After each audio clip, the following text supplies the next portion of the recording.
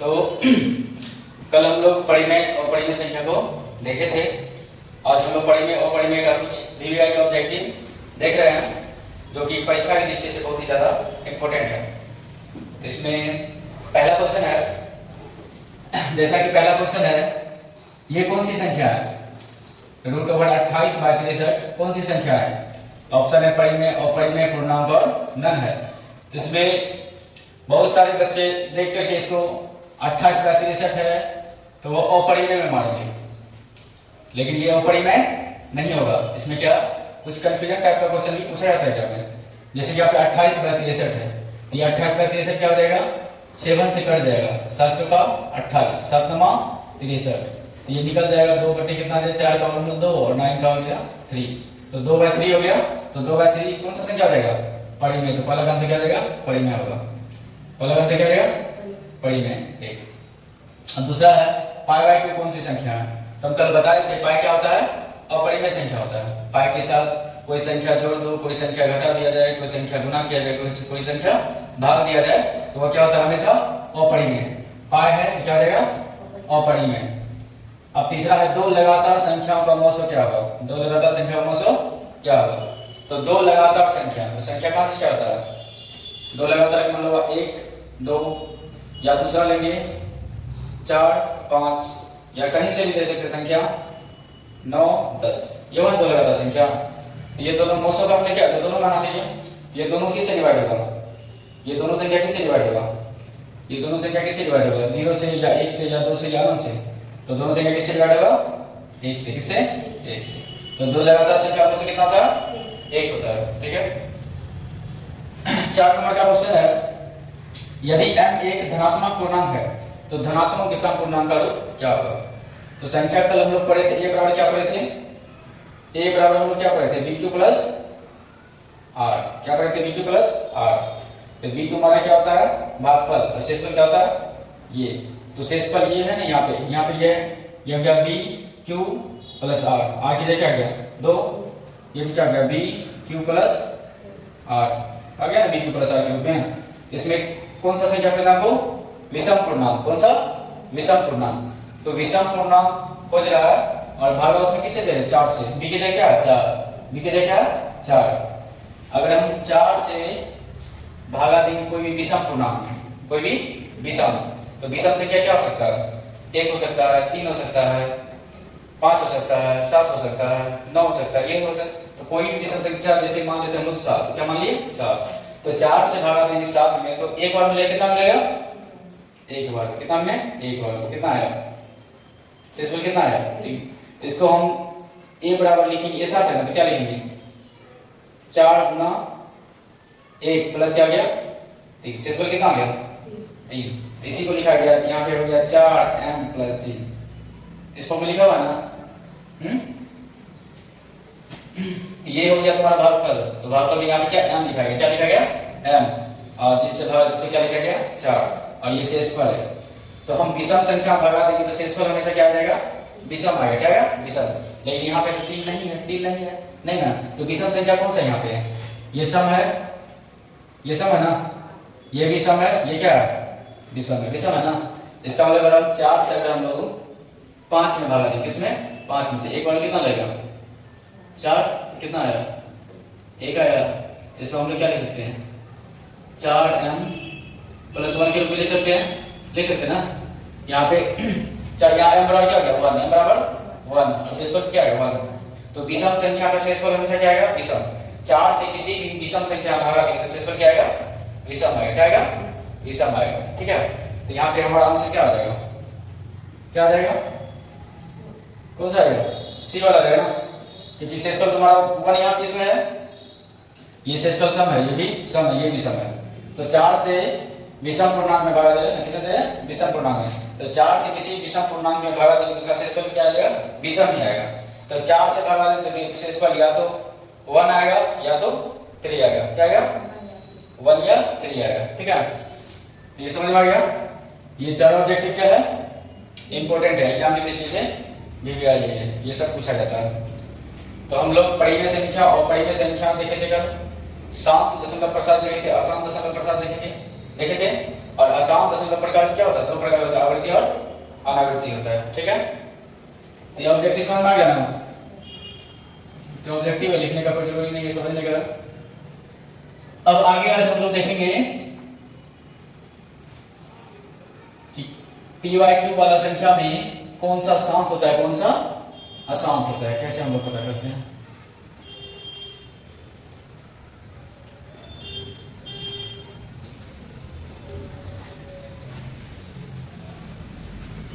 तो हम लोग जो है दशमलव प्रसार पढ़े थे। कितना प्रकार होता है, दो प्रकार का। कौन सा, पहले तो शांत अशांत ना, क्या आ जाएगा, शांत। पेज है सिंगल पेज,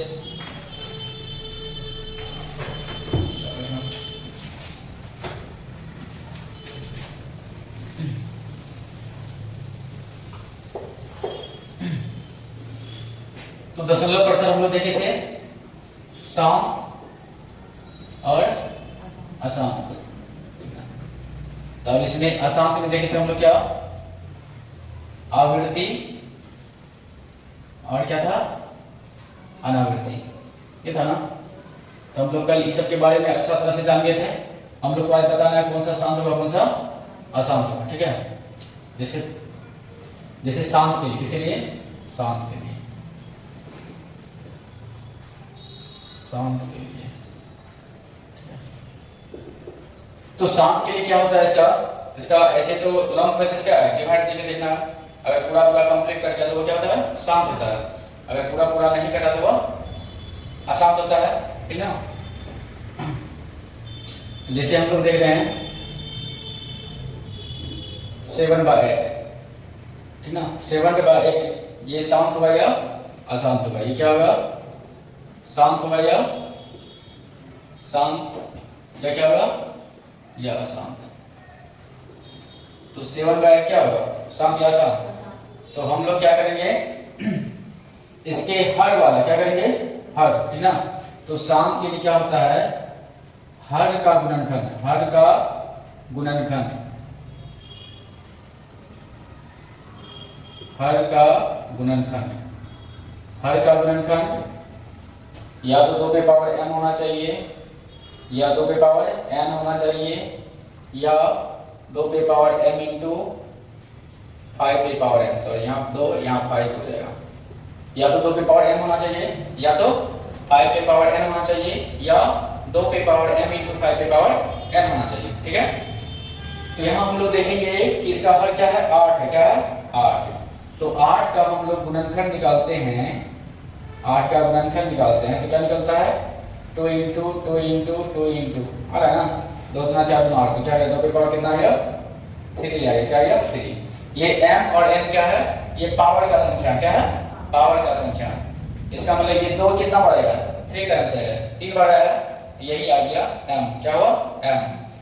तो या तो केवल m, या तो केवल 2 आना चाहिए, या तो केवल 5 आना चाहिए, या 2 और 5 दोनों आना चाहिए। इसके अलावा कोई अन्य संख्या आता है तो वह अशांत हो जाता है, क्या होता है, अशांत हो जाता है। यहाँ पे 2 पे पावर क्या है, यहाँ पे क्या है, 8 है, क्या है, 8 है। तो 8 का गुणनखंड क्या आएगा, केवल 3 आएगा ना, ये शांत होगा, अशांत होगा, शांत हो जाएगा, क्या हो जाएगा, तो ये संख्या हमारे क्या है, शांत होगा, क्या होगा, ये अशांत नहीं होगा। ठीक ना, समझ में आ गया, ये क्या हो जाएगा, शांत हो जाएगा। ठीक है, ये समझ में आ गया ना। तो शांत के लिए ये है, ठीक है।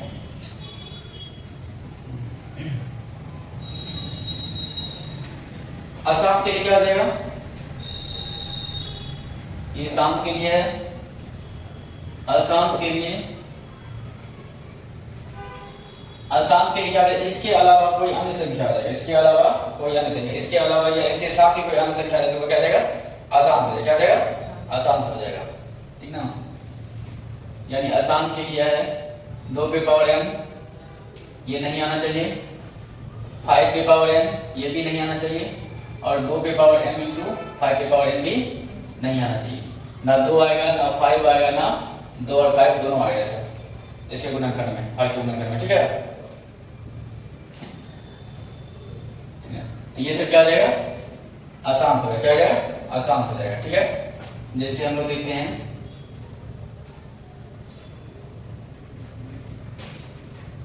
7/7 यहाँ लिखते हैं 21 लिखते हैं, क्या लिखते हैं, 21 लिखते हैं। तो ये शांत है या अशांत है, ये शांत या अशांत। तो अगर कटेगा तो काट दें, कटेगा तो ये कट गया 7 × 7 7 3 21 तो 1/3।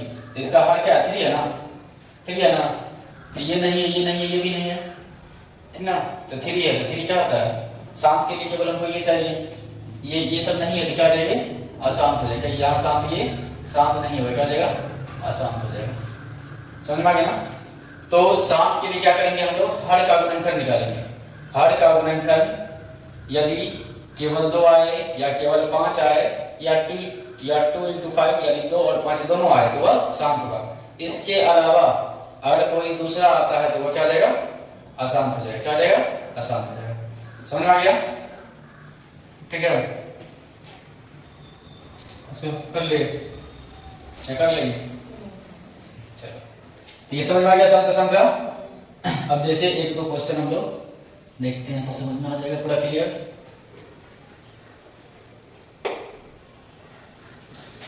अब जैसे क्वेश्चन दे देगा 6/15, 6/15, तो ये क्या है, शांत या अशांत,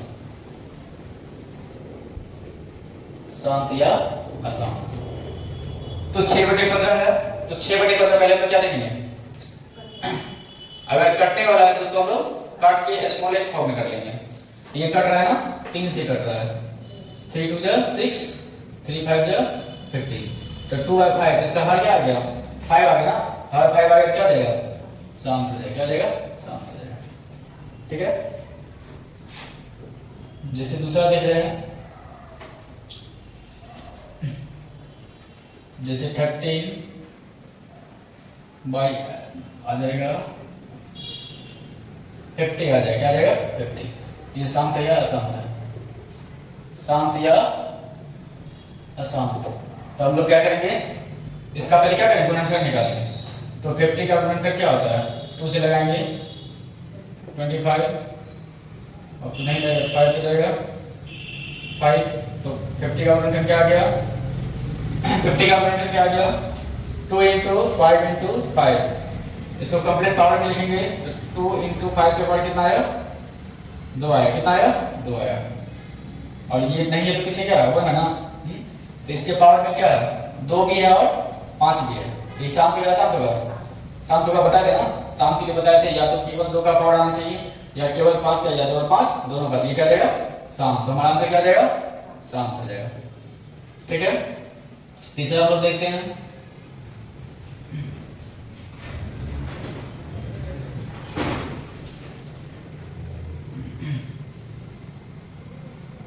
जैसे हम लोग ये 75 लेंगे। ठीक है, तो ये क्या आ जाएगा, शांत या अशांत, शांत या अशांत। तो हम लोग क्या करेंगे, 75 का क्या करेंगे, फैक्टर निकालेंगे, डायरेक्ट निकाल सकते हैं अगर माइंड में आ रहा है तो। 5 × 5 × 3 आ गया ना, 5 × 5 25, 25 दिया 75, तो कितना हो गया, ये हो गया 5 के पावर 2 × 3 के पावर 1। यहाँ 5 तो आ गया, लेकिन इसके साथ क्या आ गया, 3 आ गया ना, 3 नहीं आना चाहिए ना, या तो केवल 2 आना चाहिए या तो केवल 5 आना चाहिए, या 2 और 5 दोनों आना चाहिए, तब वह शांत होता है। यहाँ पे क्या आ गया, 3 आ गया, तो इसलिए क्या हो जाएगा, अशांत हो जाएगा, क्या हो जाएगा, अशांत हो जाएगा। ठीक है, तो ये शांत और अशांत सबको समझ में आ गया। तो हम लोग शांत अशांत में क्या करेंगे, सबसे पहले देखेंगे अगर वो कट रहा है तो काट के स्मॉलेस्ट फॉर्म में ले आएंगे। ठीक है, और उसके बाद क्या करेंगे, उसका गुणनखंड देखेंगे। ठीक ना, उसके गुणनखंड में या तो केवल 2 आना चाहिए या तो केवल 5 आना चाहिए, या 2 और 5 दोनों आना चाहिए, तो वह शांत होगा। इसके अलावा अगर अन्य कोई संख्या उसके गुणनखंड में या उसके साथ आता है तो वह क्या होता है, अशांत होता है। तो समझ में आ गया, ये तो 5 तो आया, साथ में 3 भी आ गया, इसलिए क्या हो गया, अशांत हो गया, क्या हो गया, अशांत हो गया। ठीक है, तो ये समझ में सबको आ गया, शांत और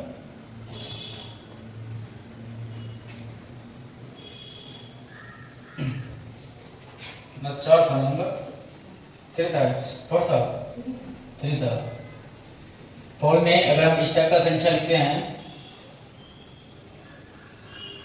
3.01 इस टाइप का संख्या अगर आ रहा है तो ये कैसा संख्या होगा, ये कैसा होगा?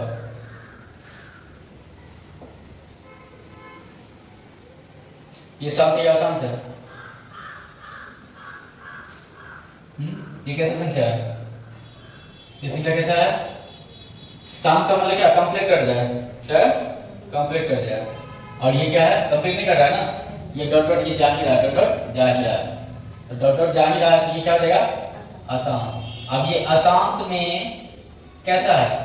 अशांत में ये आवृत्ति है या अनावृत्ति है? तो अशांत में ये अनावृत्ति है, अशांत में ये अनावृत्ति है, ठीक है। अब अशांत में अनावृत्ति है तो ये क्या होगा? परिमेय या अपरिमेय? ये क्या हो जाएगा? अपरिमेय हो जाएगा। क्या हो जाएगा? अपरिमेय हो जाएगा। इससे दोनों कॉन्सेप्ट समझ में आ गया। ये अशांत में अनावृत्ति है और ये अशांत में अनावृत्ति है तो अपरिमेय, क्योंकि हम कल बताए थे अशांत में आवृत्ति हुआ तो अपरिमेय होता है, लेकिन अशांत में अनावृत्ति हो जाए तो अपरिमेय होता है। तो समझ में आ रहा है? जैसे एक और क्वेश्चन देख लेते हैं, जैसे 4.25252525 तो ये कैसा है?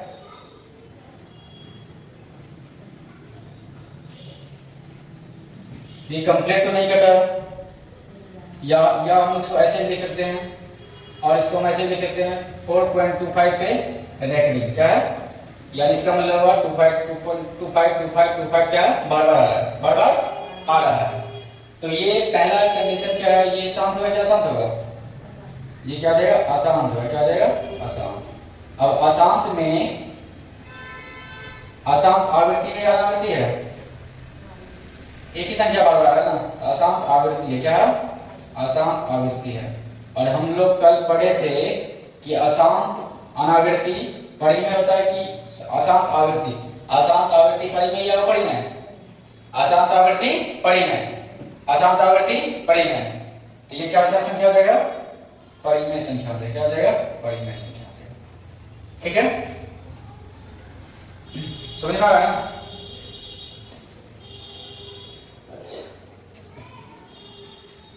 अगर ऐसा आ जाए 6 में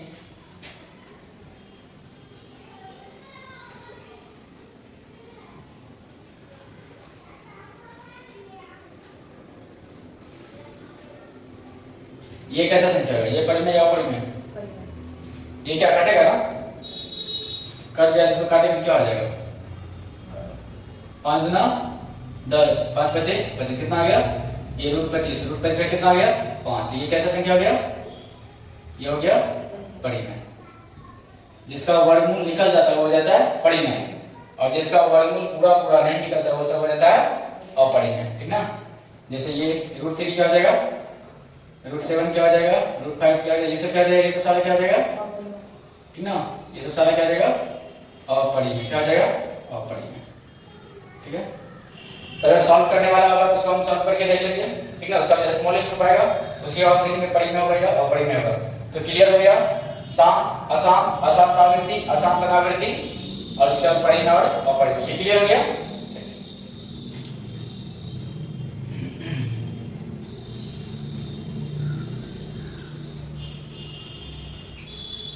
अब उसके बाद रेकरिंग वाला संख्या होता है, वह भी पूछा जाता है, उसका p/q फॉर्म पूछा जाता है, p/q फॉर्म पूछा जाता है।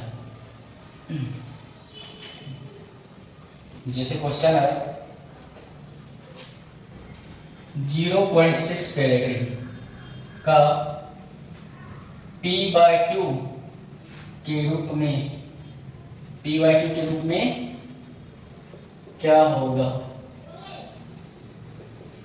p/q के रूप में क्या होगा? तो ये क्वेश्चन है, ऑप्शन में दे देगा 6/9, दूसरा दे देगा 6/90, दे देगा 3/5 और दे देगा ना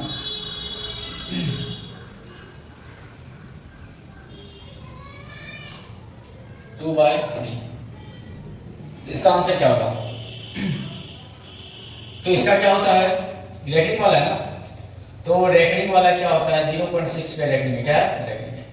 इसका मीनिंग क्या होता है 0.6666, ये डॉट डॉट जाता है ना।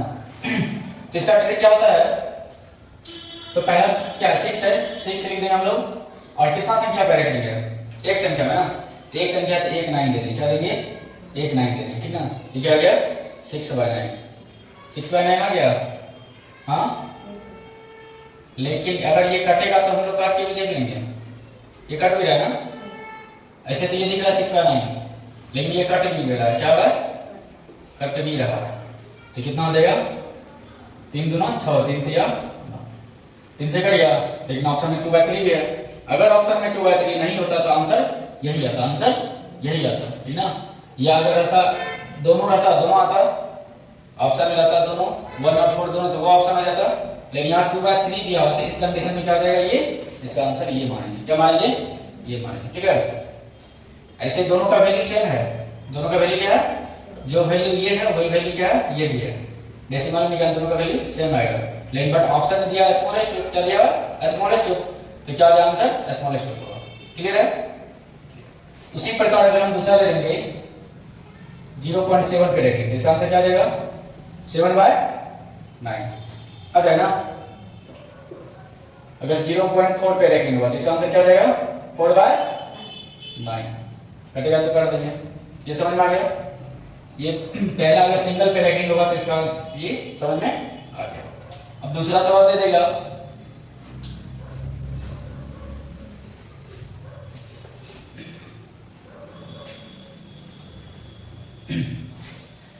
नंबर 2 में दे देगा 2.4 पे रेटिंग को p/q के रूप में लिखे रूप में, ठीक है। तो इसका क्या आ जाएगा, तो हम लोग टोटल संख्या कितना है, कितना है 24 है, तो 24 लिखेंगे। उसके बाद ये रेकरिंग वाला संख्या, इसमें से रेकरिंग वाला संख्या को छोड़ के जो संख्या बचेगा उसको माइनस कर देंगे, क्या कर देंगे माइनस कर देंगे। तो रेकरिंग वाला छोड़ के क्या बचा है 2 बचा है, कितना बचा है 2 बचा है, बता ना। और बट्टे में रेकरिंग कितना संख्या पे रेकरिंग है, एक संख्या पे, तो 1 9 आ जाएगा, क्या जाएगा 1 9 आ जाएगा, ठीक है 19। अगर रेकरिंग के इधर कोई संख्या रहता तो उसके बदले में 0 आता, बिना रेकरिंग वाला क्या आता 0 आता, ठीक ना। लेकिन तो ऐसा है नहीं, तो इसको घटाएंगे, कितना आ जाएगा 22/9, इसका आंसर हो गया 22/9, ठीक है कोई दिक्कत नहीं है। अगर तीसरा दे देगा 2.3 और 4 पे रेकरिंग, 2.34 पे रेकरिंग, तो इसको हम लोग क्या करेंगे टोटल नंबर लिख देंगे 2 3 4 है, और माइनस रेकरिंग वाला को छोड़ के कितना माइनस हो जाएगा, रेकरिंग को छोड़ देंगे कितना माइनस हो जाएगा 23, और कटेंगे रेकरिंग कितना संख्या पे है एक संख्या पे, 1 9 हो जाएगा। और उसके बिना रेकरिंग वाला संख्या कितना है 0.20 है, 1 इसके बदले में 1 0, क्या दे देंगे 1 0, इसको आप सॉल्व कर देंगे। 4 में 3 गया तो क्या गया 1, 3 में 2 गया 1, और ये गया 2, ये हो गया 90, ठीक है। तो ये आंसर हो गया, क्या हो गया ये आंसर है, समझ में आ रहा है ना, ठीक है। अगर ऐसा दे दे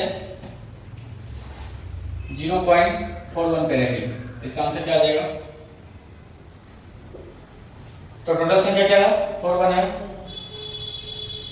इधर तो दूसरा संख्या है नहीं, तो बट्टे में क्या आ जाएगा, क्योंकि घटाएं किसको घटाएं 0 घटाएंगे, 0 घटाओ चाहे नहीं घटाओ, बिना रेकरिंग वाला क्या है 0 है, तो 0 घटाओ चाहे नहीं घटाओ कोई फर्क नहीं पड़ता है। तो बट्टे में कितना लाइन होगा 2 संख्या पे रखेंगे ना, तो कितना लाइन होगा 2 9, तो कितना आ गया 41/99, क्लियर है।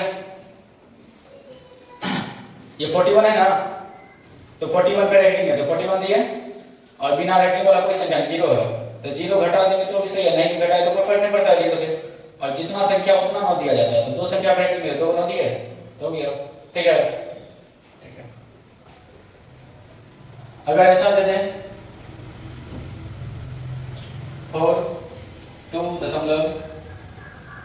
4 1 करेंगे। तो हम लोग क्या करेंगे, टोटल संख्या लिख लेंगे 42 24 माइनस क्या कर देंगे, बिना रेक्टिंग वाला संख्या घटा देंगे। तो बिना रेक्टिंग वाला कितना है, ये है 422 से घटा देंगे। उसके बाद रेक्टिंग वाला संख्या कितना है 1, तो 1 9। उसका बिना रेक्टिंग वाला संख्या कितना है, बिना रेक्टिंग वाला इधर दशमलव की साइड देंगे, कितना है, एक ही संख्या ना, तो 1 0 क्या आ जाएगा 1 0। तो ये आंसर है, इसको सॉल्व कर लेंगे। ठीक है, सॉल्व करने के बाद जो आंसर आएगा वही आएगा। समझ में आ गया। एक और देख लेते हैं 6 नंबर। जैसे इस टाइप का संख्या दे देगा, यहां तक आ रहा है ना, इस टाइप का दे देगा 4.24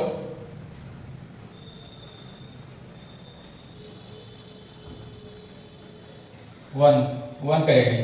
तो हम लोग क्या कर देंगे, टोटल संख्या कितना आ गया 42 41, बिना रेक्टिंग वाला संख्या घटा देंगे, कितना घट जाएगा, कितना घट जाएगा 424 बट्टे में रेक्टिंग वाला कितना संख्या है 1, तो 1 9 देंगे, और बिना रेक्टिंग वाला क्या संख्या है 2, तो 2 0।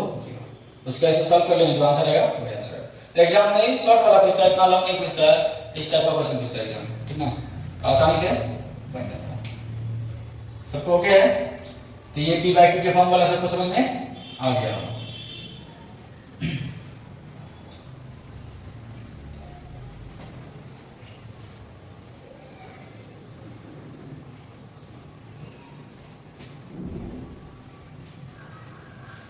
और सिंपल दे दें,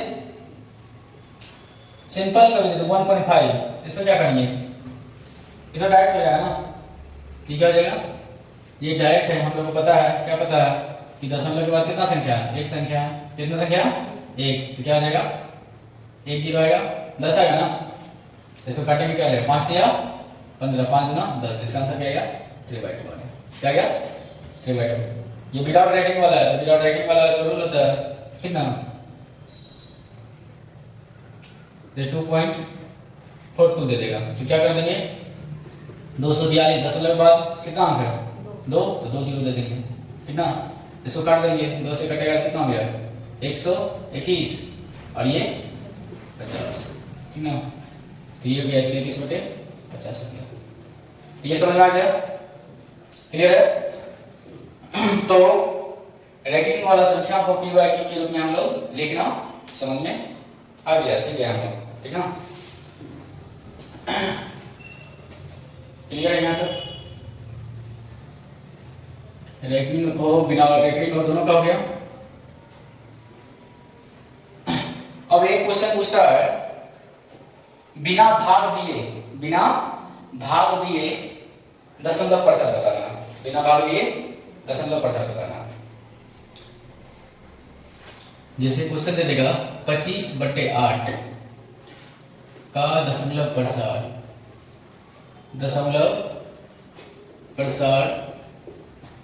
बिना भाग दिए निकाले, बिना भाग विधि द्वारा निकाले। ऑब्जेक्टिव भी पूछ देता है और ये सब्जेक्टिव भी पूछ देता है, ठीक है। तो ये जो है 25/8, इसका हम लोग को क्या निकालना है, दशमलव प्रतिशत निकालना है। दशमलव प्रतिशत में हम बताए थे क्या होता है, p बाय q का जो दशमलव रूप होता है उसी को हम लोग क्या बोलते हैं, दशमलव प्रतिशत बोलते हैं, ठीक ना। तो ये बिना भाग विधि द्वारा निकालना, क्या निकालना है, बिना भाग विधि द्वारा, ठीक है ना, बिना भाग विधि द्वारा निकालना है। तो भाग विधि द्वारा तो हम लोग जानते हैं ना कि 8 से भागा देंगे किस में 25 में, तो 8 दिया 24 आ गया, 5 आ गया 1, यहाँ नहीं कटेगा दशमलव देंगे, यहाँ 0 आ जाएगा, एक बार में 8 2 आ गया, 0 8 2 16 हो गया, ये 4 आ गया, फिर 0 8 5 40 आ गया ना। ये हम लोग निकाले भाग देंगे, क्या निकाले, लेकिन हम लोग को दिखाना है बिना भाग दिए हुए, तो निकालना है बिना भाग दिए हुए। तो बिना भाग दिए हुए निकालने का क्या तरीका है, तो हम लोग पहले क्या करेंगे, इसको क्या करेंगे, हर को गुणनखंड के रूप में ले आएंगे, क्या करेंगे, गुणनखंड के रूप में ले आएंगे। तो 25/8 क्या है 25/8, ठीक है, सॉरी 25/8, ठीक है। तो इसको हम लोग गुणनखंड के रूप में लिखेंगे, तो ये हो गया 25, और इसको गुणनखंड के रूप में लिखेंगे क्या आ जाएगा 2 पे पावर 3 आ गया ना। आठ का गुणनखंड क्या होता है? 2 गुना 2 गुना 2 तो बराबर 2 की पावर 3। अब इसमें करना क्या होता है, जैसे कि हम लोग सीखे हुए हैं बेसिक क्लास में, अगर रहेगा 3125 और बट्टे में रहेगा 1000, क्या रहेगा? अगर हमको कहेंगे दशमलव में लिखना है तो भागा में दशमलव क्या होता है? पीछे जाता है। क्या होता है? पीछे। और गुना में आगे। तो कितना जीरो है? 1 2 3। कितना जीरो है? 3। अभी इसमें दशमलव नहीं दिख रहा है, इसका मतलब दशमलव क्या होता है? किसी संख्या के लास्ट में होता है। क्या होता है? लास्ट में होता है। तो दशमलव यहाँ पे, कहाँ पे? यहाँ पे, ठीक ना, जो कि लिखा नहीं जाता है, लास्ट में होता है दशमलव। तो 3 संख्या ये पीछे जाएगा, तो 1 संख्या 2 संख्या 3 संख्या कहाँ जाएगा दशमलव?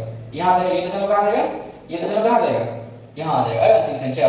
तो ये हो जाएगा 3.125 हो जाएगा। अगर 25 बटे 10,000 रहेगा, क्या रहेगा? 10,000। इसको दशमलव मिलाएंगे तो कितना संख्या पीछे जाएगा? 4 संख्या। यहाँ तो 2 ही संख्या, तो क्या करेंगे? 2 संख्या बनाने के लिए 2 जीरो लगा देंगे पीछे से, ठीक ना।